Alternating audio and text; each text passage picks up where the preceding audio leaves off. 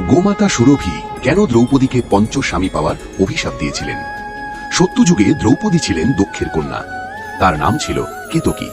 বিবাহ না করে তিনি সন্ন্যাস ধর্ম নেন এবং হিমালয়ে গিয়ে শিবের আজ্ঞা নিয়ে তপস্যা করতে শুরু করেন। একাসনে বসে কঠোর তপস্যায় মগ্ন হন তিনি। কিন্তু দুইবাদ একদিন সেখানে গোমাতা সুরভির আগমন হয়। ঋতুমতী সুরভির পেছন পেছন আসছিল গোটা 5 ষাঁড়। ধ্যানমগ্ন কেতকীর কাছে এসে সাড়ে সাড়ে যুদ্ধ লাগে। তাদের প্রবল গর্জনে ধ্যানভঙ্গ হয় কেতকীর। একটি গাভীর পেছনে 5টি ষাঁড়কে ঘুরতে দেখে কেতকী হেসে ফেলেন। কেতকীর ঈষৎ হাসি দৃষ্টি এড়াল না সুরভির। হাসি দেখে গোমাতা সুরভি ক্রুদ্ধ হলেন। রেগে গিয়ে তিনি বললেন, গরু জাতির পক্ষে এটা মোটেও লজ্জার কারণ নয়। এরপর ক্রুদ্ধ সুরভি কেতকীকে পরবর্তী জন্মে মনুষ্য জন্ম লাভ করে পঞ্চস্বামী প্রাপ্ত হওয়ার অভিশাপ দিলেন।